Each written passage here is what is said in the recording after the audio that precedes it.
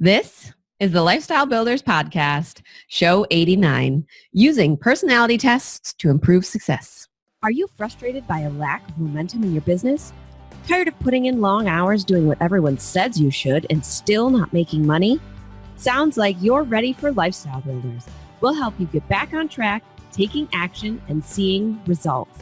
Head over to joinlifestylebuilders.com today to get started. All right, so obviously, we talk about personalities a lot because ours are so very different. Complete opposite, in fact. But one thing that I think is interesting is kind of how those personalities evolve once you go from your youth to living in the real world.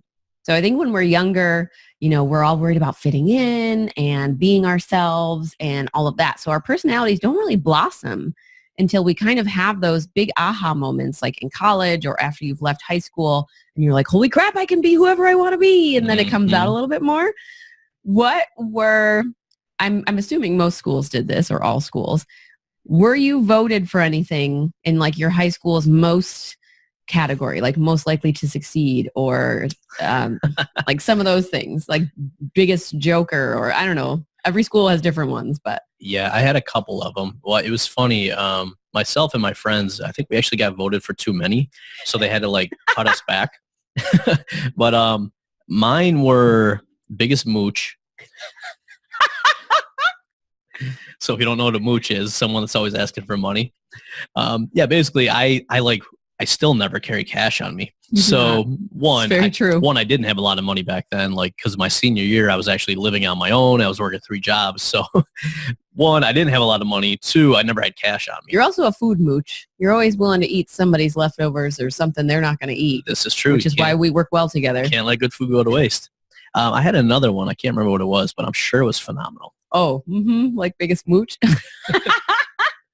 It's probably like most likely to continue being awesome. Sure. I'm sure that was a category. Totally. What about you? Mine were, I got most athletic. I was a 3-sport athlete. That's pretty much part of my identity back then. I could have guessed that.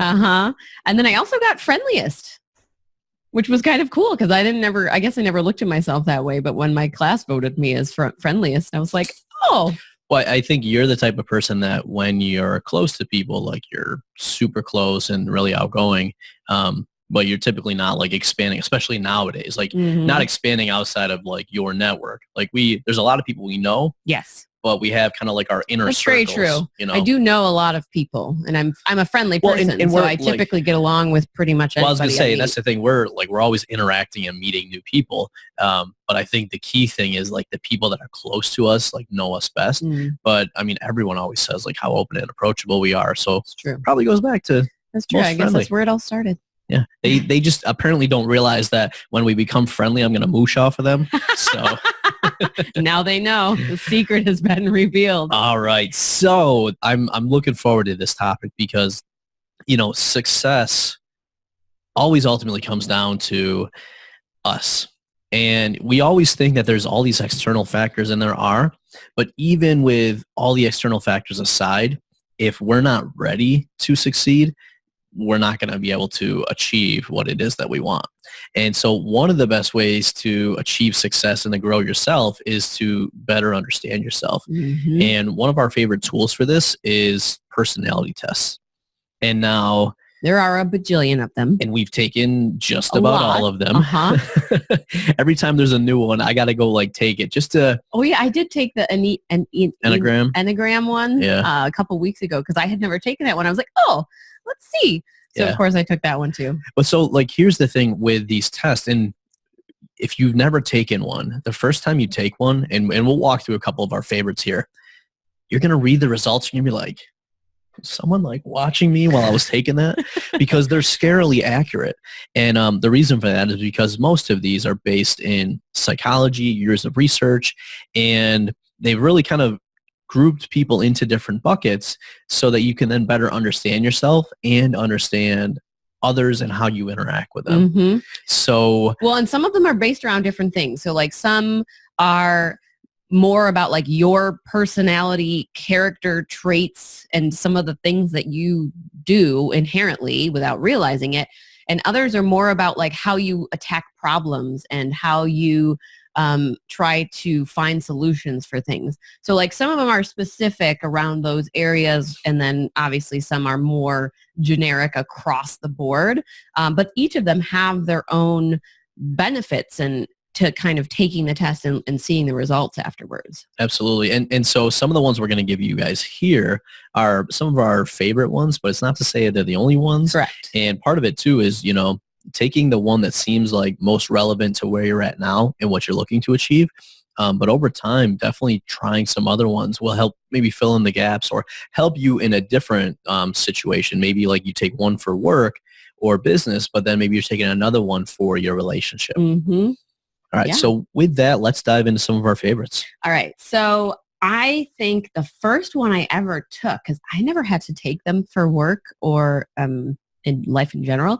I'm pretty sure the first one that I took was when you wanted me to take one to see how our personalities differed, and it was the DISC assessment. Yeah, well, and they were complete opposites. Literally, so DISC has 4 categories, DISC, and when you get done, they give you a chart of like how high or low you rate on each of those. Yeah, so there's like a little like triangle-y line that shows you. And there's a full report and whatever afterwards. But I had actually taken this while I was still working like a corporate job, and it really helped me to understand my personality. So I'm a high D, high I, so high dominance, high influencing. And it helped me a lot to understand how I interacted with people in my job. And we were actually struggling as we were working together. Mm-hmm. Because this was like 10 years ago. Yeah, we just could not kind of get on the same page. And so I had you take this, and ultimately we figured out your high S, high C. So our charts were literally complete opposites. But once we did that and then exchanged, like what I started seeing was, oh, you mean you're not just like shooting down every idea I have. This is naturally how you work. And it's actually a really good thing because it's the complement to what I need for us to be able to not only think of these big projects, but to actually be able to get them done. Yeah. So the DISC was really helpful for us, being that we obviously are married and then we also worked together. It helped us kind of see each other's differences and also learn about ourselves. And then I think there's one that I like, but I still haven't even taken. So I should probably take that at some point, which is the Kolbe A assessment. Yeah. That one, I know I read yours, so obviously I haven't taken it, but I could at least read yours, which helped a lot. Yeah, and so by the way, all the ones we're going to mention here are free, or they have a free version. The Kolbe A does cost, I think it's like $50. But what's cool about Kolbe A, there's 4 categories, and basically what it measures is your MO, your modus operandi. So basically what's your natural inclination? And so for me, like I rate really high on quick start, which if you know me, that should not be a surprise at all. Yeah. And so a lot of entrepreneurs tend to be high at quick start because we're going to go out, we're going to try something, we're going to fail, we're going to move on. And Ariana would likely be a high fact finder, which is like, I need the information, I need the to know all the details. But what's cool about Kolbe A is even though you're going to pay a little bit of money for it, it really helps you kind of understand your natural actions, your natural MO to things. And then what I found is that it helps kind of position you into the right role and helps you figure out who else do you need around you to kind of counteract some of what you might be high or low in. Mm-hmm. Now, the next one is probably the most commonly known as personality assessment, and that is the Myers-Briggs. This is the one where you see everyone on the internet going, oh, what's your Myers-Briggs? And they're like, I'm an INTJ, I'm an EFSJ, I'm a whatever. The T is the other one in there. I don't know. I was going to say, that was actually pretty good, not just throwing random letters out there. So Myers-Briggs is also MBTI, if you've seen that as well.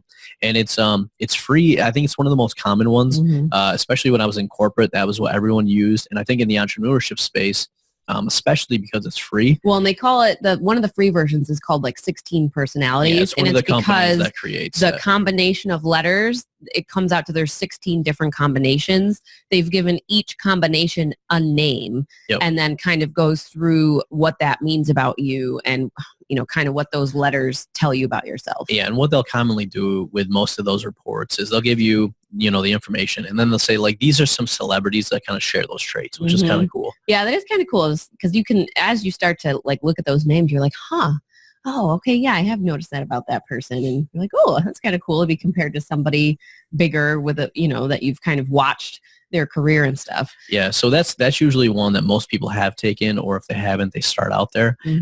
It's less questions. It's a free report that comes out of it. Obviously, you can pay to get a more extensive one, but that's where most people start. Yeah. And that one's fun. It's kind of fun because it's really quick and easy to take. So as you see everyone posting online, it's kind of nice to like find other people with your same personality letter code and be like, oh my gosh, you're just like me. And then you can kind of talk about some of your challenges, some of your struggles, some of the things that annoy the crap out of you. And you can kind of find that community aspect in the entrepreneur space. Yeah. And then the last one that we'll talk about today is the love languages. Which is not your typical personality assessment. No. Most people think we're a little nuts when we talk about this one alongside business. Well, and it's funny, like when I first read this, I actually was like, they should do one of these for business, because most of the other ones that we've talked about today, usually people take them the first time in their job or in their business. And this one, actually, I saw a lot of correlation with relationships and how you show up for other people. So there is a book that goes along with this.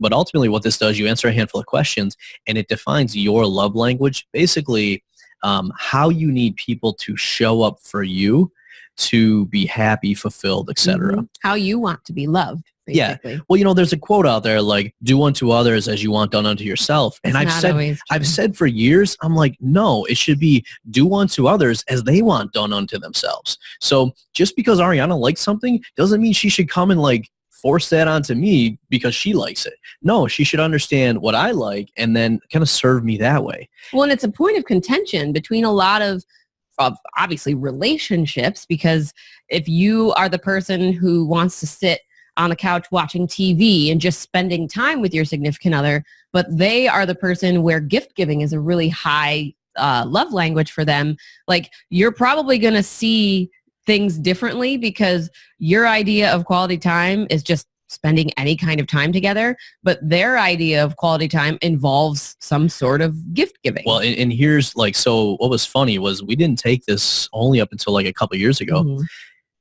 I hate getting gifts. And Ariana can tell you, even the first time when we got together and her parents bought me like a whole bunch of like Christmas presents, not only did I hate it, like I felt terrible. And so if you're buying me gifts, it's making me feel bad, and I'm probably not going to act well towards you. He just is so awkward when people give him things. Oh, it's terrible. I hate it.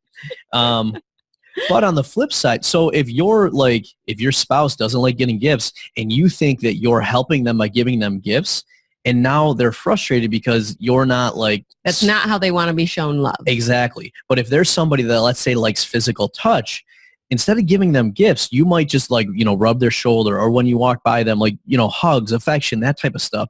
But if you don't know that and you're trying to kind of help them in the other way, it's not going to work. Yeah. So when we took this test, ironically, we were both very low for gift giving. But if you look at it, we don't give each other gifts for like holidays. We don't do anniversary gifts. We don't do birthday gifts. Yep. We do give our children gifts. We do. Yep. But just not that many.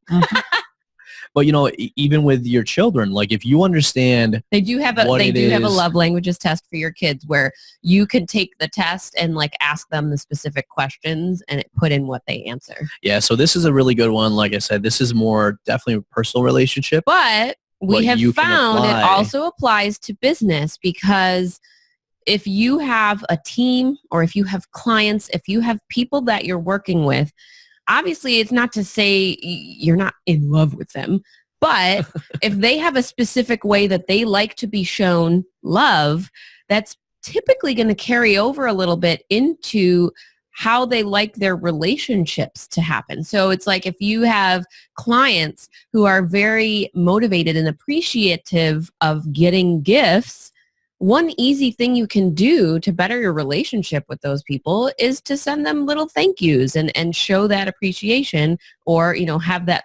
People like swag. There's a lot of people out there who are motivated by swag.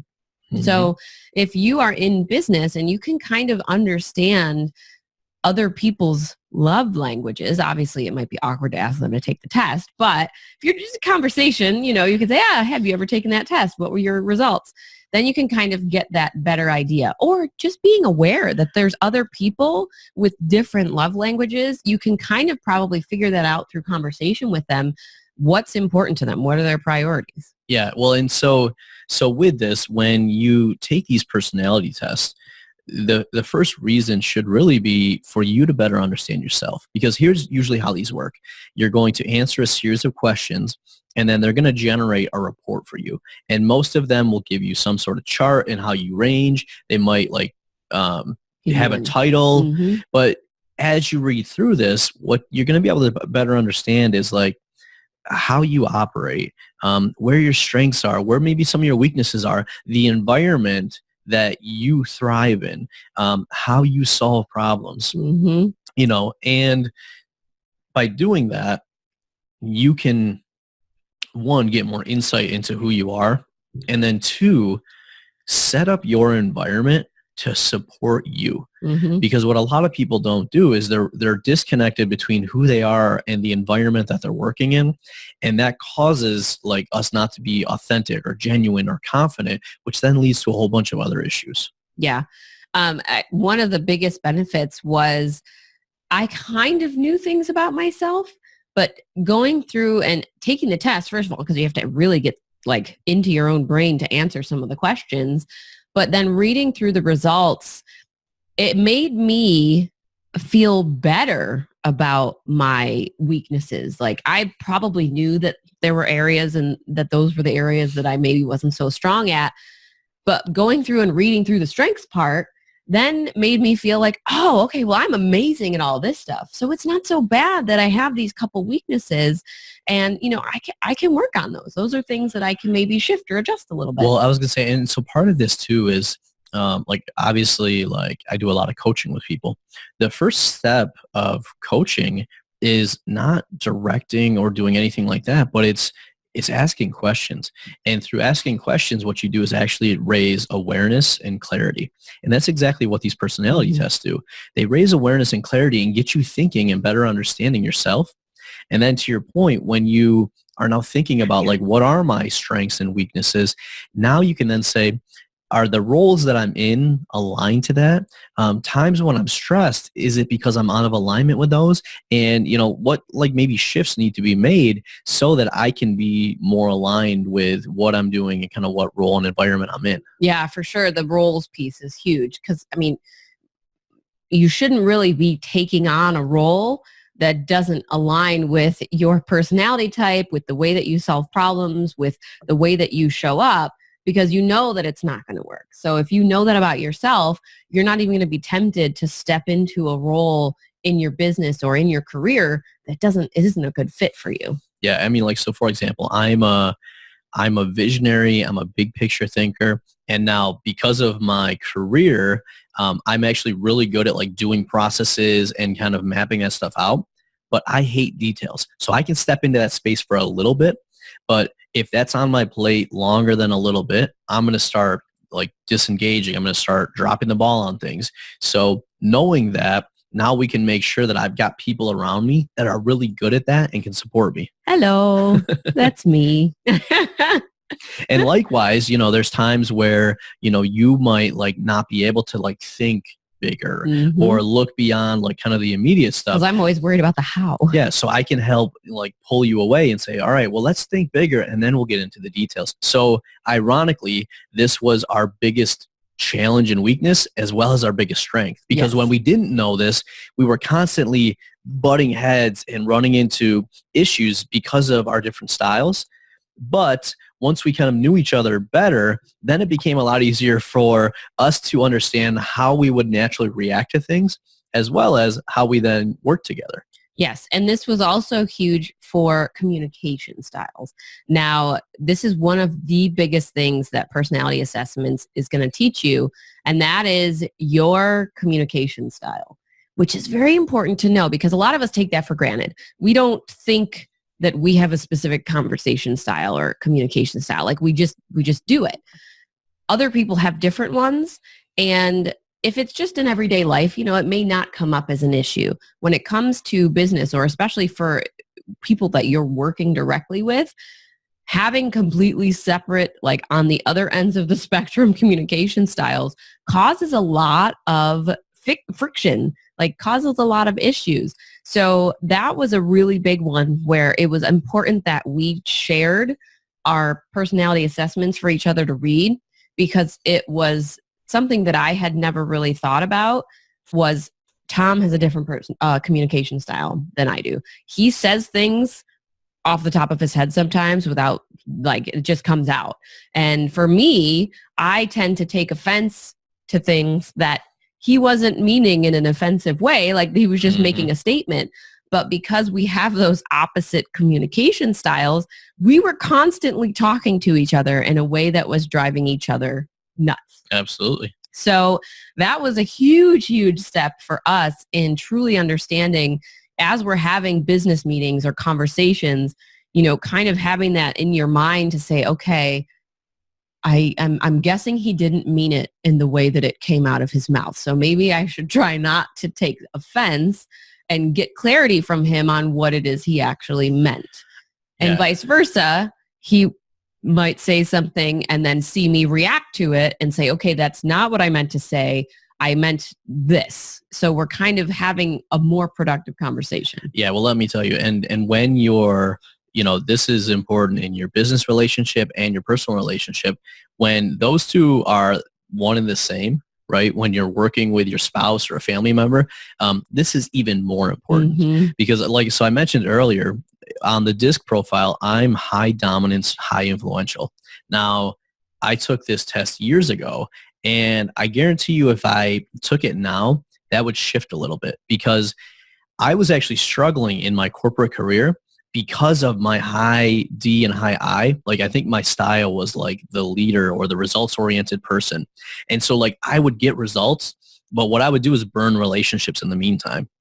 And so once I knew that, I actually spent years of working on that. I went back to grad school. I took like leadership courses. Read lots of books. I worked with a ton of different people so that I could now better, like when I work with somebody or when I meet somebody, I can instantly kind of feel for like where they fall on some of these personality profiles.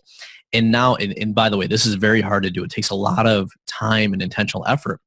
I can now actually shift my style into a different one that's going to work well with them. So this is beneficial in all aspects of life. But like, let's say, for example, let's say you're doing a sales call with somebody. If you come off as like dominant or influential and that's not what they need in order to ultimately buy, you're never going to be able to like sell. But if you understand what they need and now you can shift your approach to support them, you're going to be able to help so many more people and you're going to have such better relationships.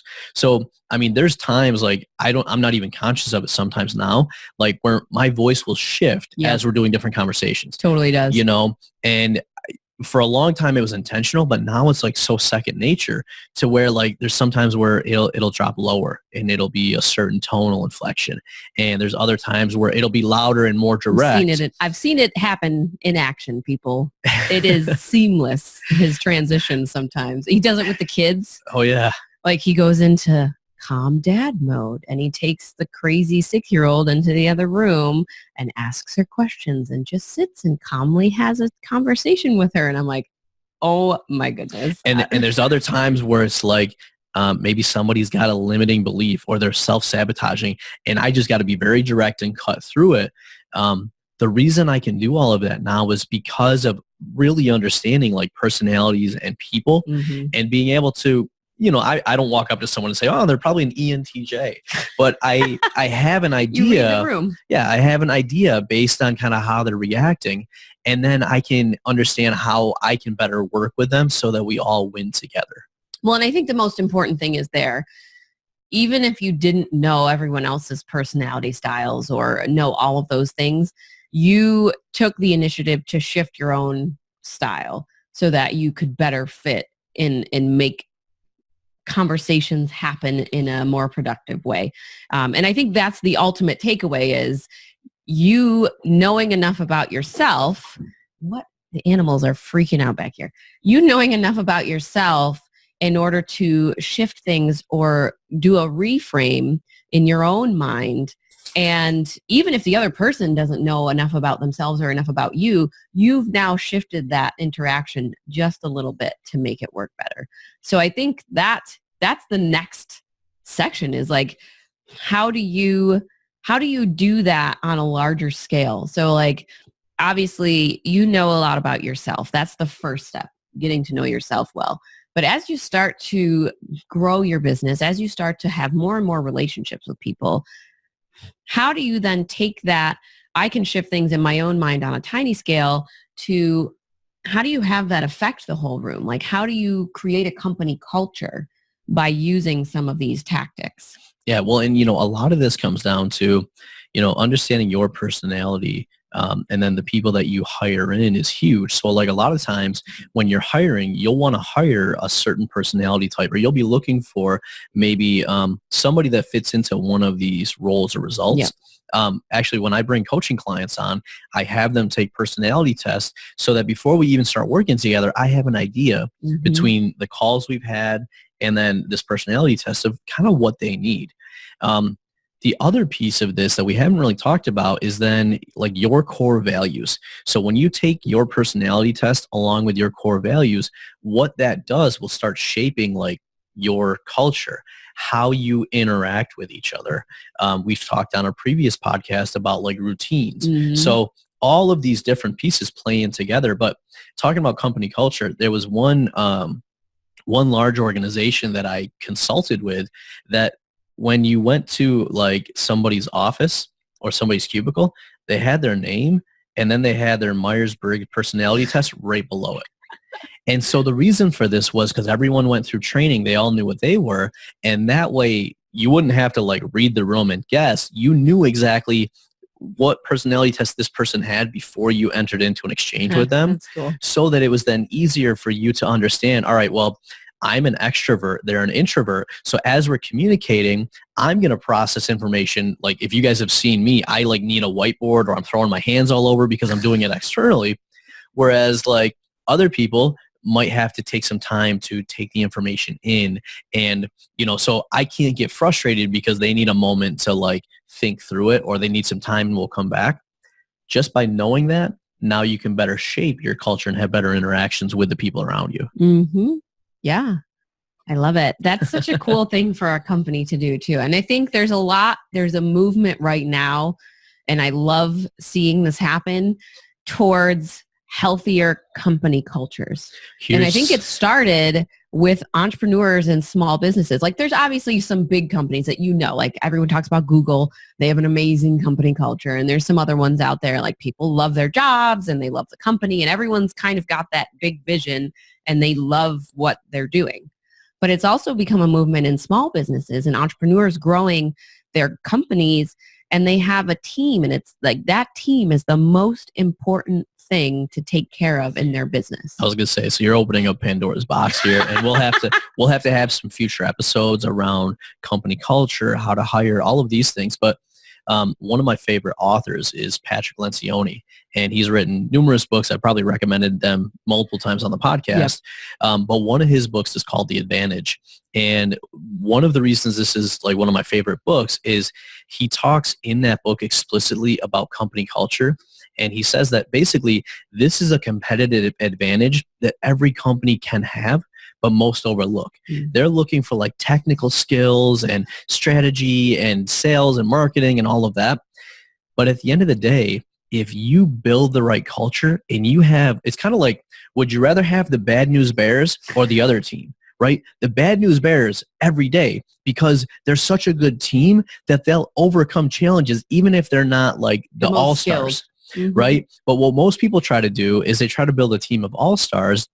They don't look at personality types. They don't look at who can work together and how you work together. And they don't build a cohesive team that can weather the challenges that are going to come up in business. Did you ever play in any of those all-star games in high school? Oh, yeah. Oh, they were so awkward. Oh, they were terrible. Everyone like wanted the ball for themselves, and no one knew how to like work together or play off each other. And not good. No, not good. Yeah, I think it's a huge it, like you said, a huge advantage for companies as you're building to build the company culture in. And one of the ways you do that is by truly understanding each of your team members. So you'll see a lot of, there's the book Traction. A lot of people are starting to find that and read that, and they're loving the visionary versus the integrator. Mm-hmm. A lot of successful entrepreneurs right now, they have an integrator on their team. So they're the big vision. They're the person who's got the grand idea of what the business is going to be. And then the integrator pulls it all in and makes sure that everything's connected. The business is operating under its core values. It's keeps everything in motion. Maybe it's managing the rest of the team, whatever that may be. But that team right there, that ability to have somebody be the visionary and somebody be the integrator is huge. Well, and then so you brought up Traction, which will allow me to bring up another book without getting yelled at. So one of the things Traction talks about is getting the right people in the right seat. And so that actually came from another book called Good to Great, where it's like, first you want to get the right people on the bus, mm-hmm. right? Because if you don't have the right people on the bus, if you don't have the right people in your company, you're ultimately going to struggle because you're not going to be able to work together. But what Traction also then talks about is 3 questions to ask for: is somebody in the right seat? Do they get that role? Do they want that role? And do they have capacity for it? Mm. And so if you have a team, that's a good thing to kind of audit and look around. And then I always add one more, especially when working with leaders, is do they have authority to have success in that role? Because a lot of like poor or struggling leaders don't delegate or give the authority to their team to be able to step up, have success, as well as have failure so the leader can help them. Yeah, I feel like we're examples of this. Before we wrap this up, I know we could talk about it for a long time. Though, yeah. We will have another episode dedicated entirely to this. We had somebody on last week who has built like a badass team.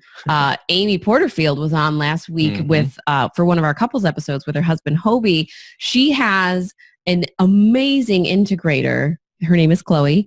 If you've listened to Amy's podcast, she actually brought Chloe on and they talked about what that role meant in her business. A lot of people don't necessarily know this. Amy is a big introvert. Oh, very much so. So like a lot of times being in the spotlight and being on stage or like going to conferences and having to talk to a lot of people, that drains her energy so fast. She enjoys getting to meet people, but she's got to like take the time.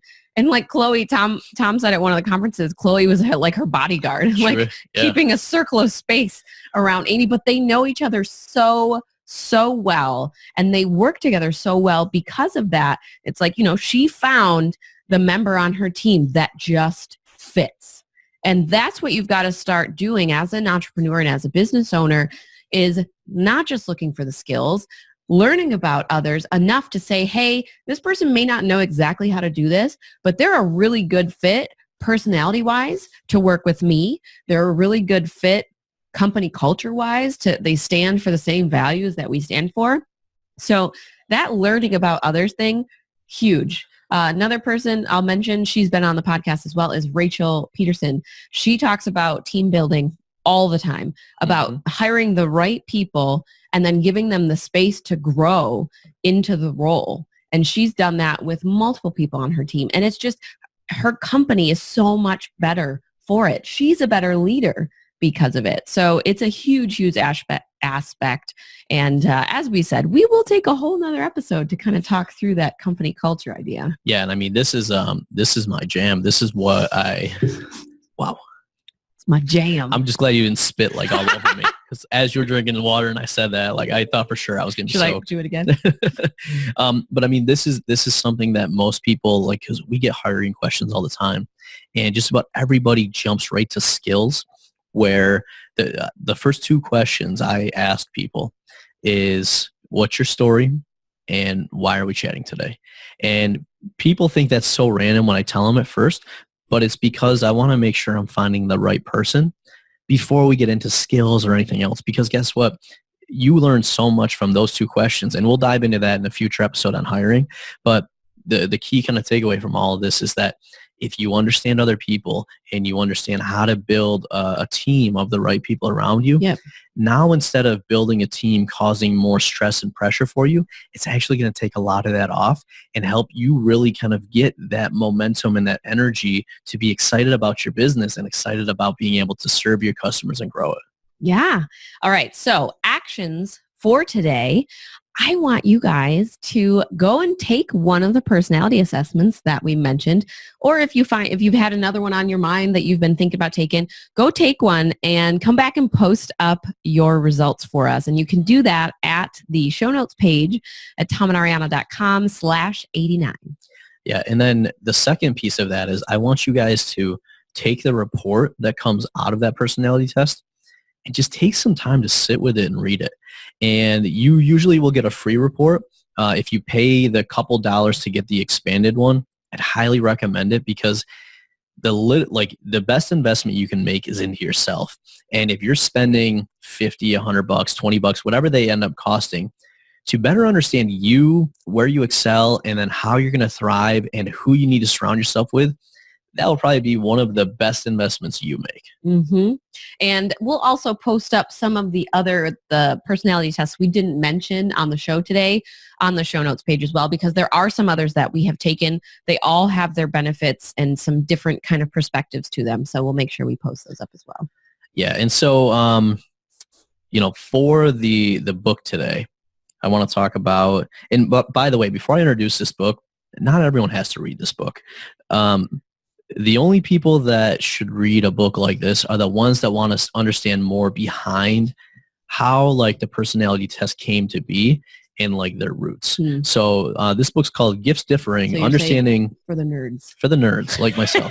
Understanding personality types. So this is actually created by the people that created Myers-Briggs. And what they do is they talk about the historical, psychological background with Carl Jung into where these came from, because getting really nerdy, MBTI is based on a lot of his work. So this goes into a lot of the background as well as then kind of explaining the different Myers-Briggs personality type. There's some other ones like Love Languages has its own book, The 5 Love Languages. So there's usually a book around each of these tests. Mm-hmm. But given that MBTI is the most popular, if you want to really learn more and go deeper into that, that would be the book I'd recommend. All right, nerd. Just kidding. I love you. I love your nerdiness. Well, thank you. Who am I to call you a nerd? I love Sheldon Cooper from Big Bang Theory. Yeah. Well, and the other thing I'll tell you guys on this is that our Plan with Purpose course, which is free, actually hits on a lot of this. Yes. It not only helps you kind of figure out what you want, but there's then a big section that focuses on personality tests and who you are. Yep. Exactly. So if you guys haven't taken that, I'd highly recommend it. Free course. We recommend everybody start it. Even coaching clients, that's the first thing we send them through, because ultimately the better you understand yourself, the better off you're ultimately going to be. And if you listened to episode 87, you'll know that our book is going to be coming out soon. And what we do in there is dive a lot deeper into each of these sections that we talk about. So we're actually going to be giving a bit of an upgraded Lifestyle Builders starter pack at some point. So Plan with Purpose is kind of getting a little upgrade. Yeah, Plan with Purpose 2.0. All right, you guys, it's been another awesome episode with Tom and Ariana, your hosts and Lifestyle Builders. And as always, I want you guys to remember that it's your life, your business, your way. We'll see you next time. Thanks for listening. Bye. Hey, we hope you enjoyed this episode. If you know another entrepreneur who may benefit from hearing this show, we would so appreciate you being a good friend and sharing it with them. Are you dreaming of a life of financial freedom and more time to spend with your loved ones? Want to build your business to support that dream? You need Lifestyle Builders, a mentorship program designed to meet you where you are and give you strategic and custom guidance so you can build the business you need for the life you crave. Become a Lifestyle Builder at joinlifestylebuilders.com. Are you a Lifestyle Builders podcast fan? We'd love to hear from you. Head on over to tomandariana.com/iTunes and leave us a review.